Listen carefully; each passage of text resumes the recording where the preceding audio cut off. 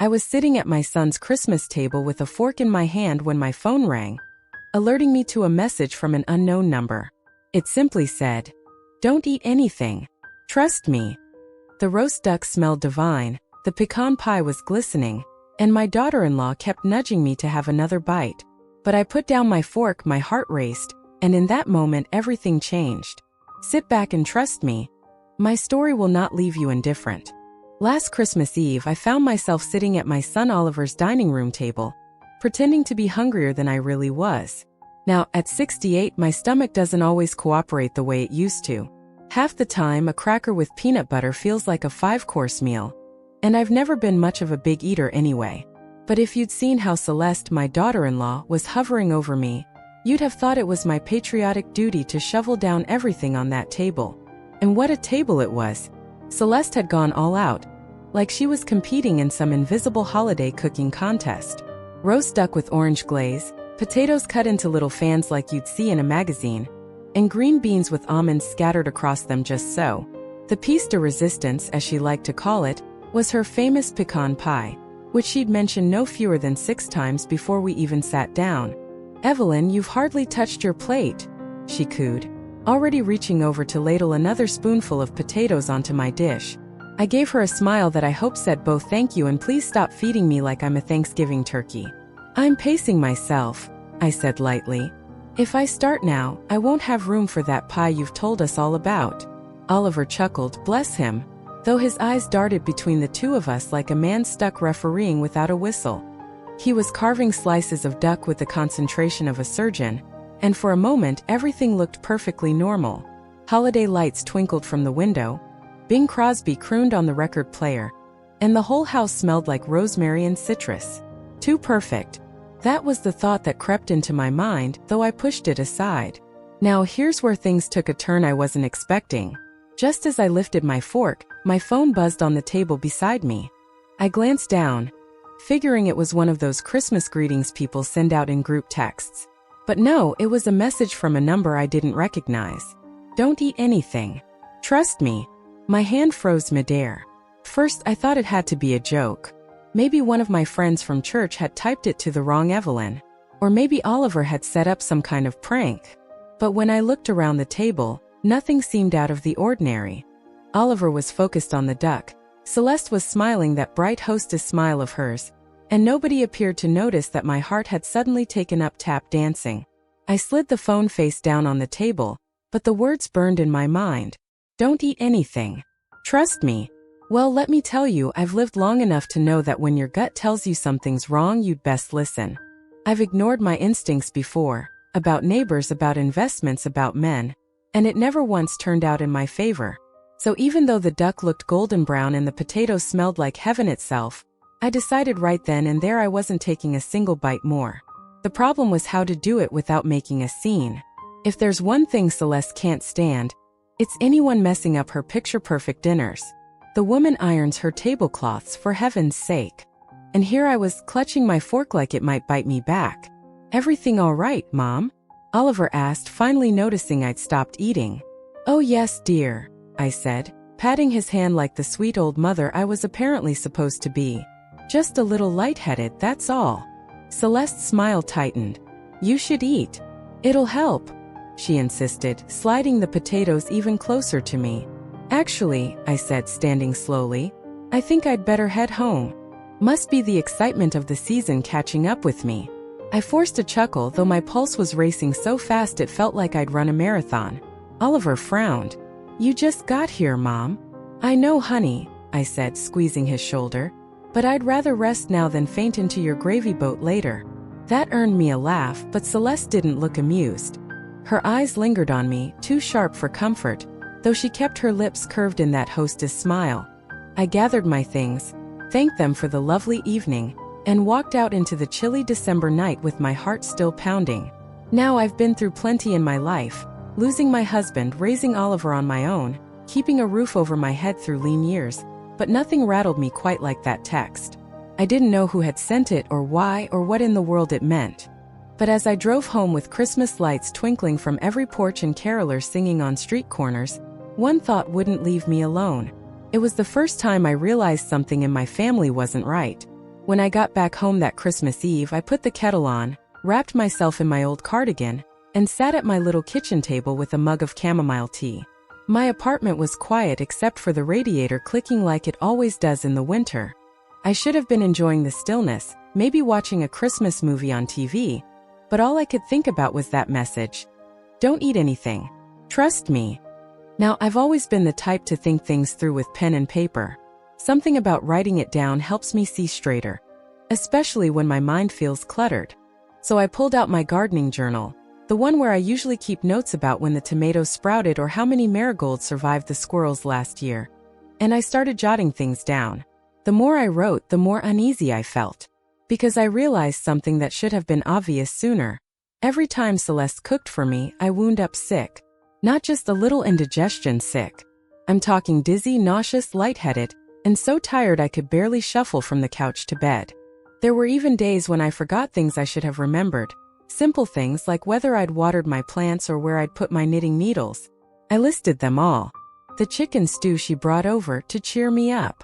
The casserole she made for that Sunday dinner.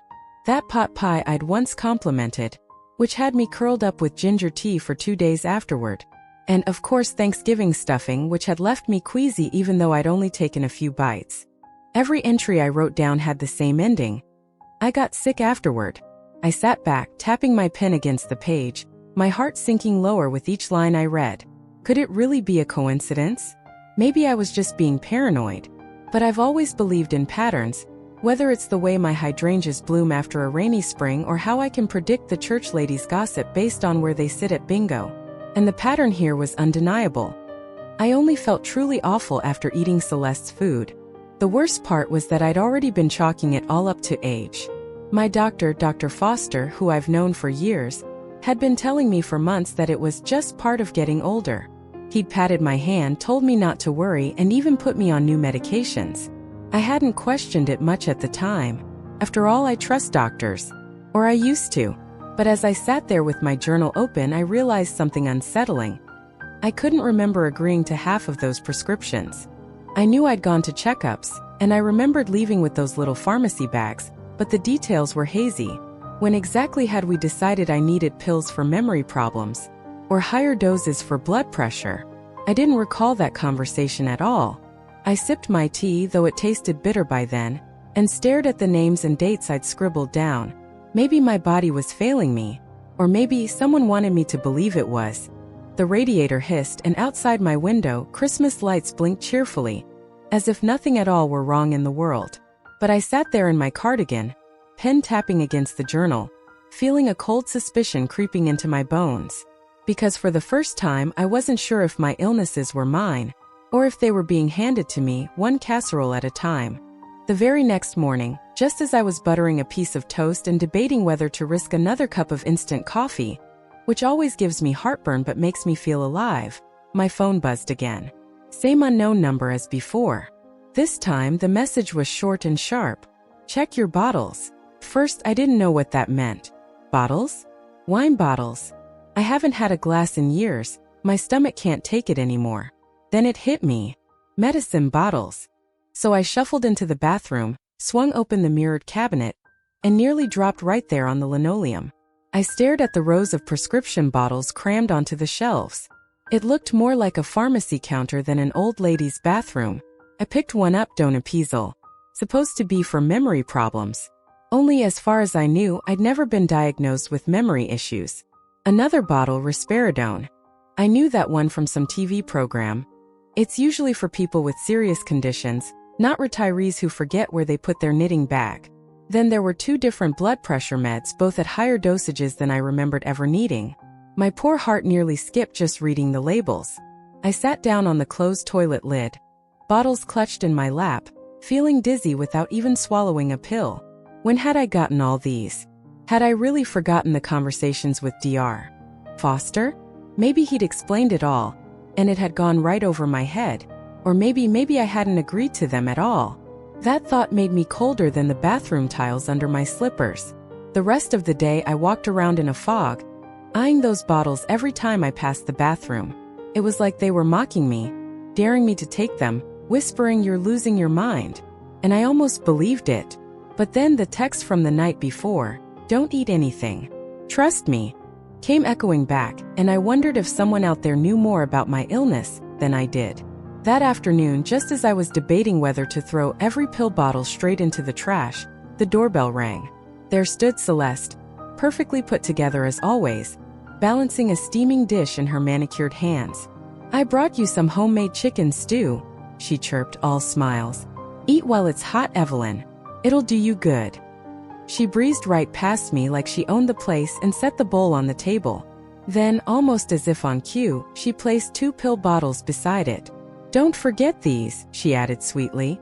Now, I may be 70 next year, but I wasn't born yesterday. I sat at the table, spoon in hand, and pretended to eat. I even made little appreciative noises. "That's nice," while carefully holding the stew in my cheek until I could spit it into a napkin. By the end, I had 3 napkins stuffed into my robe pocket, bulging like I was hiding cookies for later. As for the pills, I slipped them into my hand, excused myself to the bathroom, and flushed them with the kind of satisfaction most people save for winning the lottery.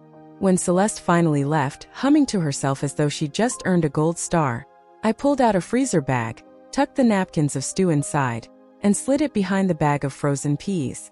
My little experiment. That night, for the first time in months, I didn't wake up queasy. I didn't feel dizzy when I got out of bed to use the bathroom. I didn't clutch the walls like a woman on a sinking ship. I lay there in the dark, listening to the radiator hiss, and for the first time I wondered if maybe, just maybe, it hadn't been my body failing me at all. The very next morning, I made myself a strong cup of coffee and decided I wasn't going to sit around wringing my hands like some helpless old lady in a TV drama. Celeste had been telling Oliver for months that I was too forgetful to drive safely, but I figured if I could still parallel park better than half the teenagers in town, then I was fit enough to get behind the wheel. So I put on my warm coat, tucked my handbag under my arm, and drove myself straight across town. I didn't go to Dr. Foster, oh no. I'd had enough of his hand-patting and, "This is normal for your age" nonsense. Instead, I went to a little independent clinic I'd heard about from my neighbor, the kind of place with mismatched chairs in the waiting room and actual magazines from this decade. The doctor there was Dr. Rivera, a woman in her 40s with sharp eyes and paint smudges still faintly on her fingernails. She told me she painted on weekends, which made me like her immediately. Anyone who still had time for hobbies wasn't going to rush me out the door. When she called me in, I laid everything out on her desk. The pill bottles, my gardening journal full of dates, even the napkin-stuffed freezer bag I'd brought along in my tote, double bag so it wouldn't drip. She didn't look at me like I was crazy, which was already more than I could say for Dr. Foster. She picked up one of the bottles, frowned, then picked up another. Finally, she looked at me over the rims of her glasses. "These dosages are unusually high," she said carefully. "And one of these risperidone, this isn't used for memory loss at all. At least not typically, and certainly not at this dosage." "Well," I said, folding my hands in my lap, "unless I've been secretly diagnosed with something nobody told me about, I'd say that's a problem." "Dear." Rivera smiled faintly but shook her head. "I'm going to order some blood tests. We'll see what's actually in your system."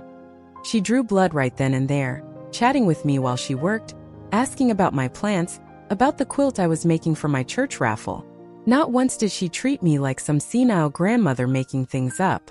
By the time I left, I felt lighter just knowing someone had taken me seriously. On the way home, I made another stop, a small private laboratory I'd found in the phone book. The young man at the counter didn't even blink when I slid the frozen bag across to him and muttered something about testing for contamination. He just scribbled down my information and told me results would take a few days.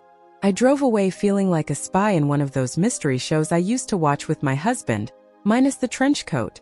That night, after hanging up my coat and making a sensible supper of toast and scrambled eggs, food I trusted because I cooked it myself, I finally picked up my phone again. I scrolled to that mysterious number and typed a single question. "Who are you?" I sat there watching the little dots blink on the screen, my heart hammering like I was waiting for a boy to call after a high school dance. Finally, the reply came. "I work at your doctor's office. You're not the only one." I stared at those words until they blurred. Not the only one. Suddenly, this wasn't just about me, my garden journal, or my stubborn stomach. Something bigger was going on, and I had stumbled right into it. 3 days later, the phone rang just after breakfast. I was halfway through buttering my toast when I heard Dr. Rivera's calm, steady voice. "Mrs. Hartwell," she said, "we have your results." I braced myself, setting the knife down carefully, like I already knew the news wouldn't be good. "The food samples you brought in? They were laced with sedatives and antipsychotics." I gripped the phone so tightly my knuckles ached. "And your blood work," she continued, "shows very high levels of those same medications. These aren't minor side effects, Evelyn.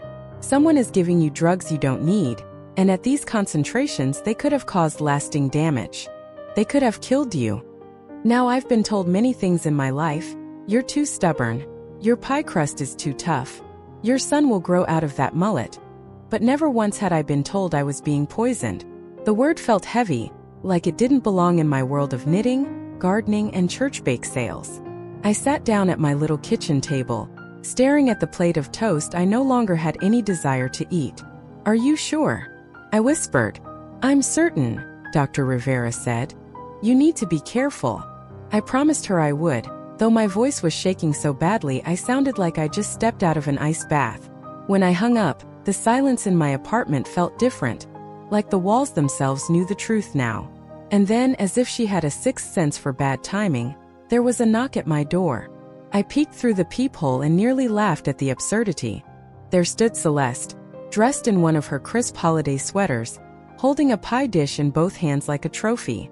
When I opened the door, she flashed that hostess smile. "I thought you could use something sweet," she said, stepping forward. I didn't invite her in. I just held the door and stared at the pie. "No, thank you," I said firmly. "I'm not feeling up to it." Her smile tightened, the way it always did when someone dared say no to her. "Evelyn, you're being dramatic," she said, her voice sharper now. "You're sick. You need me." That was it, the first real crack. Her tone wasn't honey anymore. It was vinegar. "I don't think so," I replied, keeping my voice even. "I can manage." She shifted the pie in her hands, her eyes narrowing just a little. Not enough for most people to notice, but I'd raised a child and taught Sunday school. I knew how to spot the moment someone's mask slipped. "You're making this harder than it needs to be," she muttered, then caught herself and pasted the smile back on. "But fine. Rest if you insist." I watched her walk down the hall, her heels clicking too sharply on the tile, and I swear she muttered something under her breath, though I couldn't make it out. When the door shut, I leaned against it, my heart hammering like I'd just run a race. For months I'd wondered if I was just getting old, if my memory was slipping, if maybe I was imagining things. But now I had proof. The food was poisoned, my blood was poisoned, and Celeste had stood at my door, pie in hand, acting like I was the ungrateful one. For the first time, I wasn't just suspicious. I was sure. The mask had cracked. That evening my phone buzzed again with the same unknown number, as polite as a church usher and twice as unsettling. "Check your papers." Simple as that. I set my tea aside, hauled out the dented metal file cabinet from the hall closet, and parked it in the living room like a stubborn mule. I've kept everything since Oliver's kindergarten art show. Receipts, warranties, certificates, even a program from a county fair pie contest I definitely should have won. If there was an answer, it would be hiding in there under a rubber band and a paperclip. I sorted by habit. Taxes, pension, utilities, insurance, medical. The folders smelled like old ink and dust, a library of my life. In the legal folder, wedged behind my will and the deed to my condo, I found a form I didn't recognize at first glance. Heavy paper. Notary stamp. My name typed clean as daylight at the top. And then I saw the title, Durable Power of Attorney. I sat down so fast the cushions sighed. According to this document, I had given Celeste full authority over my finances and medical decisions. Banking, property, treatments, if it concerned me, she could sign for it. The date hit me between the eyes. 3 months ago. I stared at the signature that looked like mine, neat and sensible. I do sign that way. But I couldn't recall the conversation, the errand, the pen, the notary, the little stamp smack. None of it. My memory can be a junk drawer, but not that messy. I called Oliver. He came over still in his work jacket, smelling like cold air and coffee. I laid the form on the table next to my gardening journal and the printout of my prescriptions. He read, frowned, then tried on a voice I recognized from when he was 12 and swore he hadn't broken the window. "Mom, she's just helping. You've been forgetting things." "Well, help is one thing," I said, keeping my tone gentle, "but this is the keys to the whole house." He rubbed his forehead. "Dr. Foster said you needed extra support. Celeste has been organizing your appointments, sorting your mail." He gestured at my tidy piles like tidy was somehow suspicious. "You asked her to." "I asked her to label my spice jars," I said, "not to sign my life." He sighed the long, tired sigh of a man standing on a bridge he doesn't realize is wobbling. "You're making a big deal out of paperwork." I didn't argue. I made cocoa the way he likes it with the little marshmallows, and we sat in a silence that wasn't friendly. When he left, I copied the power of attorney and tucked the original back in the folder. Then I called the number the clinic had given me for the detectives who'd already collected my lab receipts. I told them what I'd found and tried to keep my voice steady. They came by the next afternoon, two polite folks with notebooks and eyes that missed nothing. I handed over the copy, my journal, and a list of the pharmacies that had been filling my prescriptions. They asked careful questions, took careful photographs, and promised to follow the money. Paper trails talk, one of them said, which made me like them instantly. 2 days later they returned, and this time they brought numbers. Not the kind you frame on a report card either. They'd pulled public records and statements tied to Celeste. $80,000 in credit cards and overdue loans, all stacked like wobbly pancakes. Store accounts, personal lines, interest piling up like snow on an unshoveled walk. They set the printouts on my table and let the figures do the speaking. Oliver came by that evening. I didn't say a word. I just slid the debts across the table and watched the color drain from his face. He traced the balances with his finger the way a person reads a name on a headstone, slowly disbelieving. She told me these were old. She said they were almost gone. She was getting them gone, I said softly, by planning to use me like an ATM. He opened his mouth to argue and then closed it again. The bridge he'd been standing on finally creaked loud enough to hear. He looked at the power of attorney, at the debts, at me. The room smelled like cocoa again, but there was no comfort in it. Celeste hadn't been helping. She'd been arranging, tidying me into a column on a spreadsheet, securing her inheritance early, as neat and quiet as a hostess setting out dessert plates. And I, who color-code seed packets and label freezer containers, finally saw the pattern as plainly as a row of marigolds. Once I knew the truth, I didn't march around waving it like a flag. No, ma'am. I folded it up neatly and tucked it away like my good tablecloth, saving it for the right occasion. I decided if Celeste wanted me to play the role of the fragile, confused mother-in-law, then by golly I would give her an Oscar-worthy performance. So I pretended. Oh, did I pretend? I shuffled when I walked, sighed when I sat, and even repeated myself once or twice for good measure. Whenever Celeste hovered over me with that syrupy smile, I'd blink up at her as though I could barely keep track of the day. She seemed delighted, as if my supposed decline was proof that all her scheming was paying off. Every casserole she brought, I accepted with a grateful nod. Then, once her back was turned, I scooped careful spoonfuls into the small containers in my freezer, labeling each one with the date like I was stocking up for a county fair contest. The chicken stew, the pot pie, the lasagna she claimed was a secret family recipe. All of them went into neat rows behind the peas. When she chirped about handling my prescriptions, I nodded along like a docile lamb. Meanwhile, I photographed every label, every refill slip, every change in dosage. My file drawer began to look like the world's dullest scrapbook, filled with photocopies of pills and bank forms instead of family photos. The detectives were patient, steady folks. They stopped by in plain clothes, asked questions, collected what I'd saved, and always reminded me, keep acting normal. Let her believe she's winning. I wanted to laugh at that. Normal to Celeste meant me being one step from a rocking chair in a corner.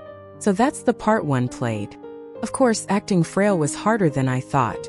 I'd been independent my whole life, so letting Celeste fluff my pillows or fuss with my cardigan nearly made me grind my teeth. But each time she leaned in to press another pill bottle into my palm, I thought of the files piling up, the lab reports, the debts the detectives had uncovered. That gave me the patience of a saint.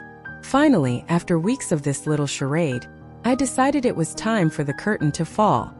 She arrived one evening with yet another dish in her usual line. "Take your pills with this, Evelyn." She pressed the tablets into my hand like she was handing over communion wafers. This time I didn't smile sweetly. I leaned in close so only she could hear and whispered, "I know what you're doing." The effect was delicious. Her face went pale, then red, then pale again, as though she couldn't decide which color of panic suited her best. She sputtered something about me being confused, but her voice shook, and I could see the crack in her perfect act. "I know," I said again, soft but steady. "And so do they." She dropped the sweetness entirely then, muttering sharp words I won't repeat, and stormed out of my apartment like a gust of angry wind. My picture frames rattled, and for a moment I thought she might whirl back in to scold me further. But she didn't get far. Because waiting just down the hall were the detectives, clipboards ready, eyes sharp. She marched straight into their path, still bristling, and that, as they say, was that. For months she had played her part, weaving a story where I was the fragile old woman and she the selfless caretaker. But in the end I turned the tables. I had been the one acting, and she was the one caught in the spotlight. And oh, let me tell you, that was the best performance of my life. The whole thing wrapped up faster than I expected once the truth was out. Celeste was arrested, charged with attempted murder, fraud, and elder abuse. 12 years, that's what the judge gave her. 12 years of orange jumpsuits and no fancy dinner parties. I suppose she'll have to practice her hostess smile on prison guards now. Oliver divorced her, though it broke him to do it. My boy has always been soft-hearted, the type who tries to fix everything with loyalty and patience. It took a lot for him to admit that the woman he thought was looking out for me was actually arranging my downfall one casserole at a time. Watching him sign those divorce papers was painful, but also a relief. Sometimes the bravest thing you can do is walk away. As for me, well, I made a few bold choices of my own. I sold my condo, the one with the radiator that always hissed and the kitchen table where I'd spent so many nights scribbling in my gardening journal, and I packed my things. I moved to a little lakeside community, the kind where folks wave when they walk their dogs, and every Thursday there's a potluck supper in the clubhouse. I have a view of the water from my porch, and if you ask me, it's better than any prescription a doctor ever handed out. The stranger who had sent those life-saving texts finally revealed herself. She was a receptionist at my old doctor's office, a kind young woman with sharp eyes and the kind of patience you need when answering phones all day. She told me I wasn't the only one. Celeste had been trying her little scheme on other elderly patients too, using her charm to report symptoms we didn't actually have. My case shone a light on a whole pattern of manipulation. The thought that others were saved because of my evidence is both sobering and strangely comforting. At least some good came out of all that poison. These days my life is simple again. I rise with the sun, make a cup of tea, and sit out on the porch wrapped in my cardigan, listening to the water lap against the dock.